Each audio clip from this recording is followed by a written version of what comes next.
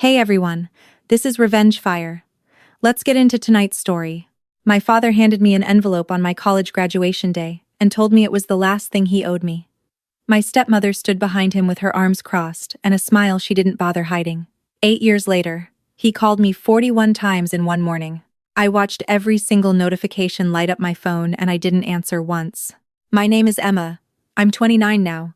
People who know me today see the apartment I furnished myself, the career I clawed out of nothing, the way I order coffee without looking at the price first. They don't see the 21-year-old standing in a parking lot in a graduation gown, holding an envelope with $200 in it, watching her father's car pull away before the ceremony photos were even taken. They don't see the girl who learned that some people will only love you if you make yourself smaller than you actually are.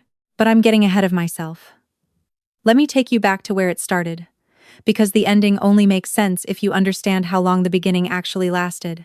Before I tell you what was in that envelope, and what I did the moment I realized what he'd done, tell me something first.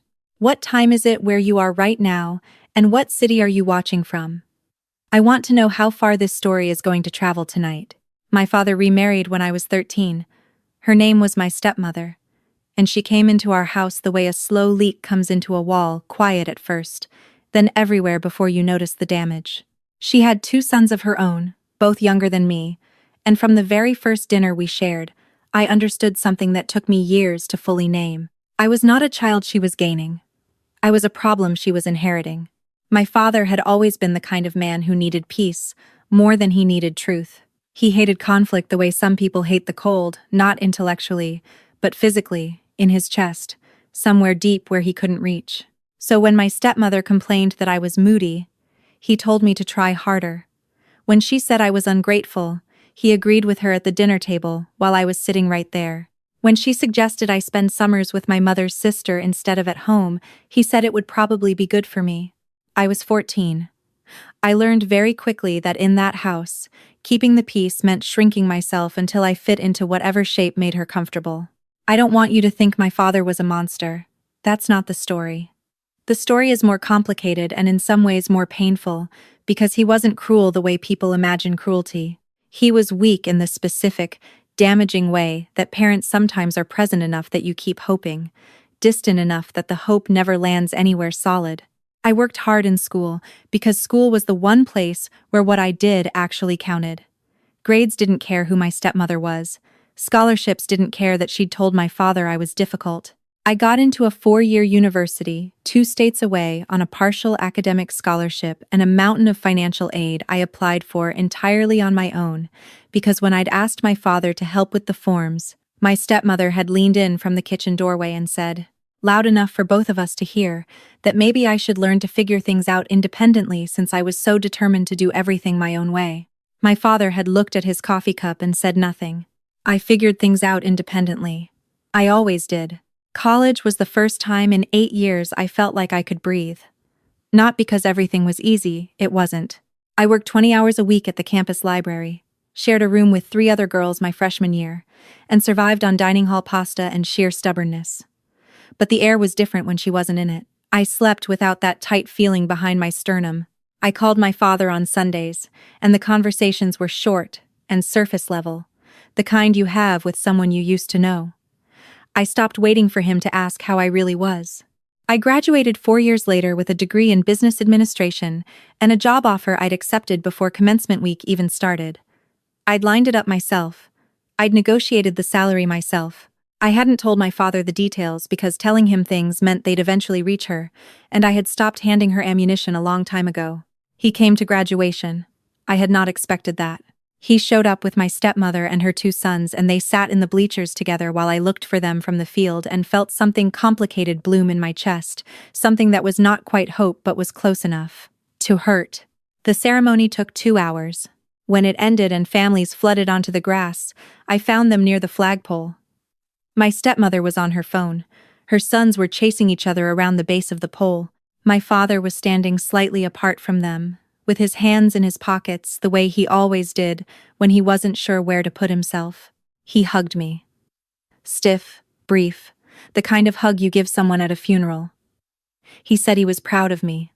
Then he looked over his shoulder at my stepmother, and I watched something cross his face. A calculation. An apology that was never going to become words. She walked over and did not hug me. She smiled the way she always smiled at me, the smile that never quite reached the outer corners of her eyes. "You did it," she said. The way she said it made it sound like she was surprised. There was a dinner reservation my father had mentioned weeks earlier, a restaurant near the venue, the whole family together to celebrate. I had marked it in my calendar. I had bought a dress. I had told my roommate not to wait up. My father reached into his jacket pocket and handed me an envelope. "We wanted to give you something," he said. I assumed it was a card. I held it and looked at him and waited for someone to say, "We should take pictures first," that we should head to the restaurant, that we should do the things families do when one of their own crosses a finish line.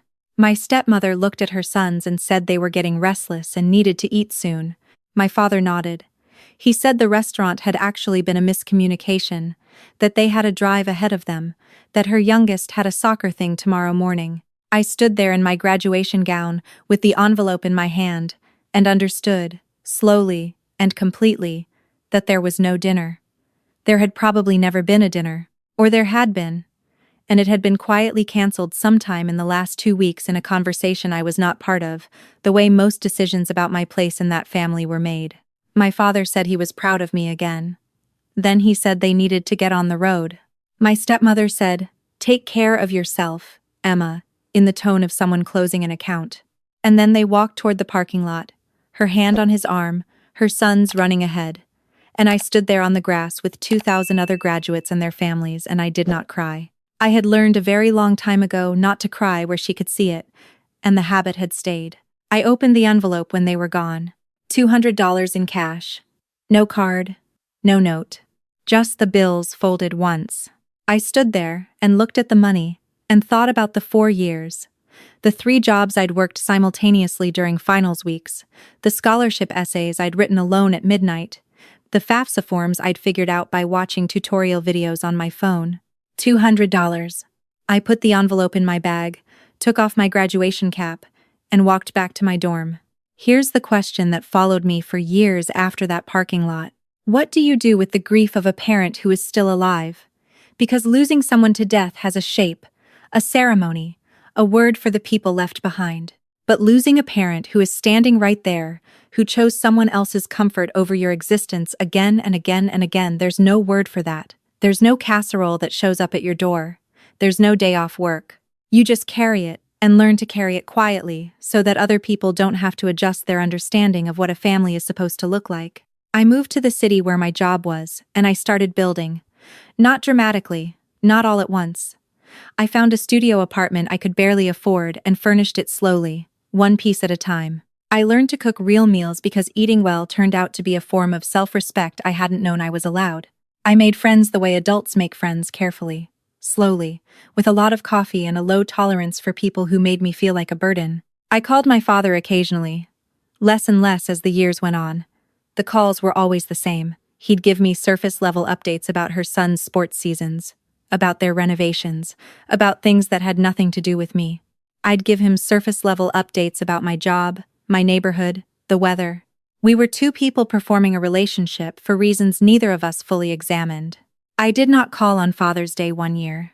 He didn't notice, or if he did, he didn't say so. I got a promotion at 24. I didn't tell him. I got another one at 26. I mentioned it briefly and he said that was great, and then told me my stepmother had started a small business and it was really taking off. I started therapy at 27. My therapist had quiet eyes and a whiteboard she never actually wrote on, and she had this particular way of waiting after I finished a sentence that made me want to fill the silence with more truth than I had planned to share. In one of our early sessions, she asked me when I had last felt like a priority to someone in my family of origin. I thought about it for a long time. I said I didn't think I ever had been. She didn't look surprised. She asked me what it would feel like to stop waiting for that to change. I didn't have an answer right away, but the question stayed. Here is what nobody tells you about healing. It isn't a moment.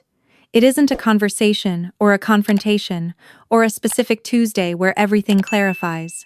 It's a slow accumulation of small decisions. Choosing not to cancel plans with people who actually show up for you.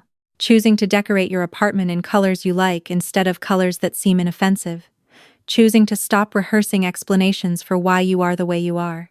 I was 28 when I stopped rehearsing. I had built something real by then. Not wealthy, not famous, just solid. A career I was genuinely good at. An apartment that felt like mine. A handful of friendships that could survive an honest conversation.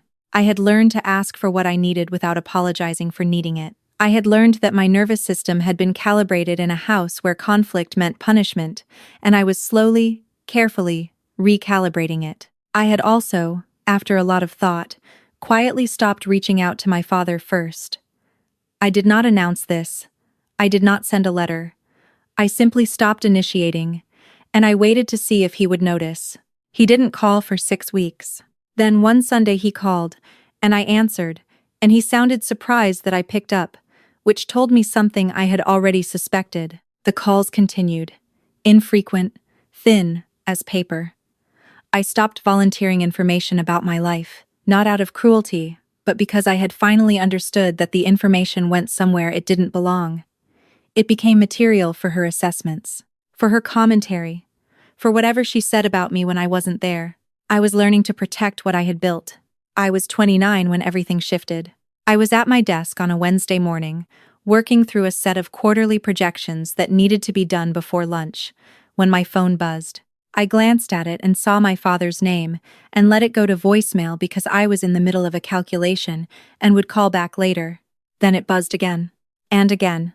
I finished the calculation, reached for my phone, and felt something cold move through me when I saw the screen. 11 missed calls. All from my father. The timestamps were clustered. 4 in the span of 20 minutes. My first thought was that someone had died. I called him back. He answered on the first ring, and the sound of his voice told me immediately that no one had died, but something was wrong. Not a wrong I recognized from childhood, not the tense, clipped wrong of a house with her in it. Something raw. He sounded the way people sound when the story they told themselves about their life has stopped making sense. He told me he needed to talk to me. I said I was at work and could call him at lunch. He said he needed to talk to me that day. I told him I'd call at noon. By noon, the missed calls were 41. I want you to understand the stillness I felt looking at that number. Not satisfaction, not grief, something steadier than either. The part of me that had spent 15 years waiting for him to call this consistently had quietly packed up and moved out without telling me. And standing in that absence was something that felt, tentatively, like peace. I called him back at 12:17. He told me my stepmother had left. He told me it had happened 3 weeks ago, that he hadn't known how to say it, that the house felt different, that her sons had gone with her, that he was trying to figure out some financial things, and he needed my help. I sat with the phone against my ear and I waited. He said he had taken out a second mortgage 2 years ago to help fund her business. He said the business had not continued to do as well as it had started. He said there were some debts.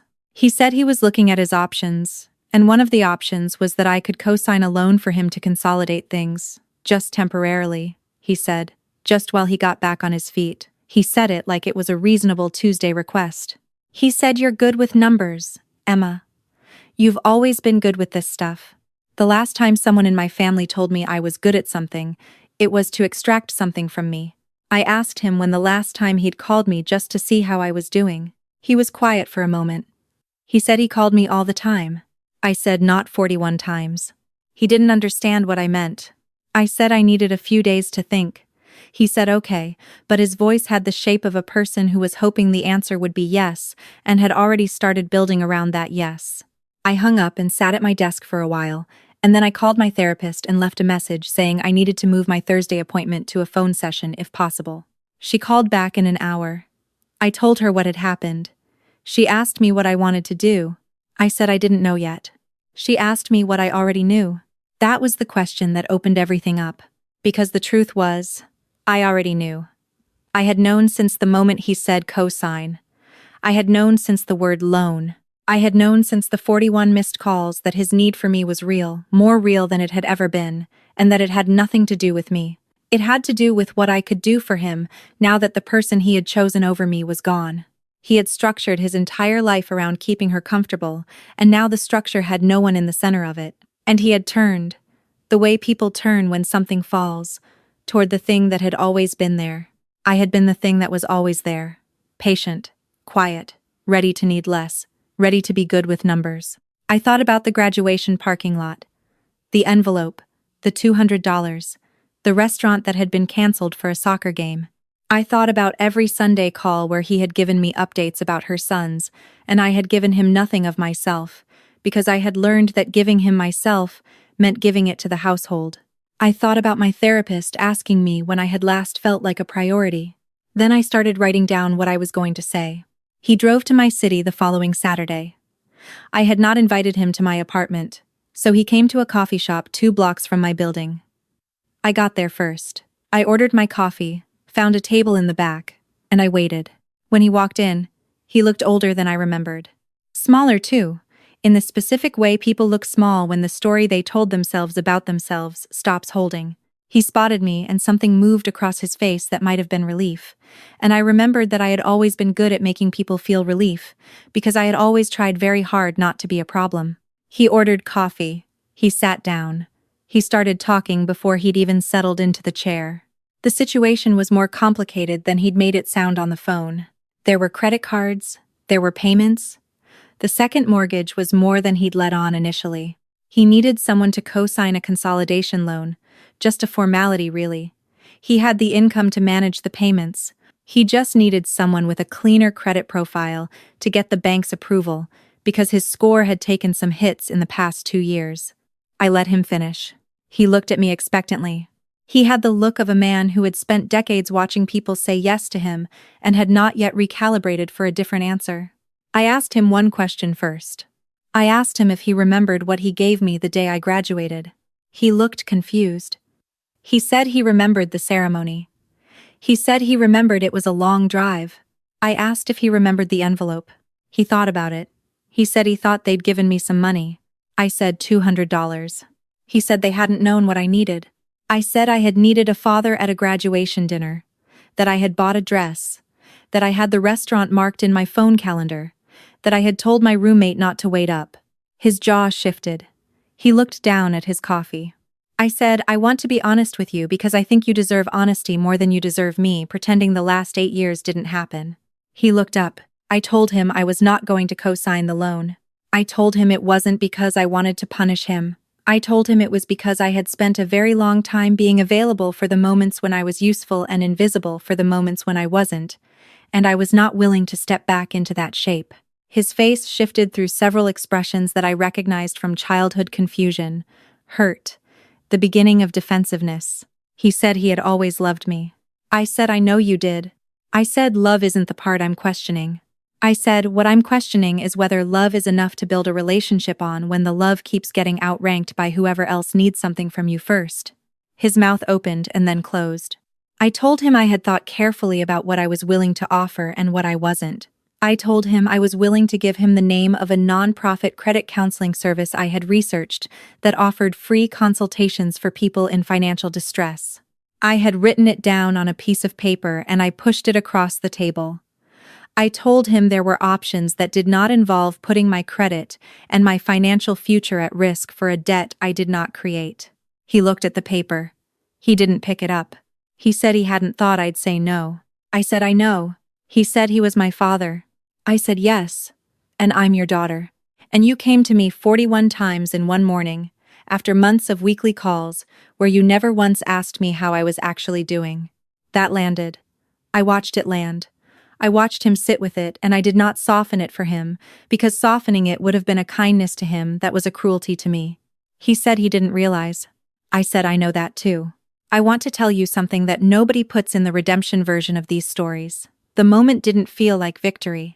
It didn't feel like the music swells and the camera pulls back and you see how far you've come.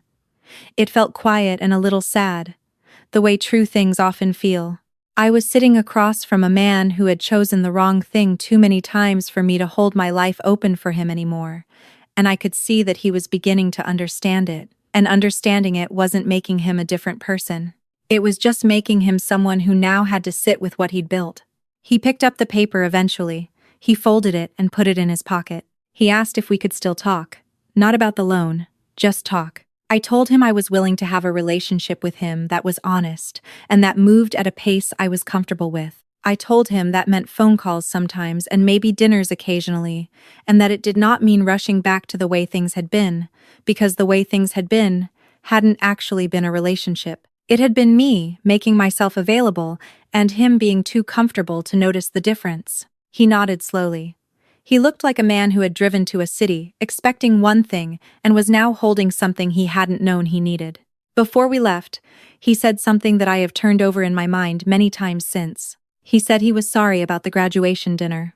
I believed him. I believed him in the specific way you believe someone who is 8 years late genuinely, but without it changing the architecture of what you've already built without them. I said thank you. I said it mattered to hear it. And then I paid for my own coffee, stood up, and walked out into the afternoon. People ask how you stop being angry. And I want to be careful here because I don't think the goal is to stop being angry, not exactly. I think the goal is to stop letting the anger make decisions for you. Anger kept me alive in that house. Anger told me to apply for scholarships, to leave, to build something she couldn't reach. Anger is not the villain in this story.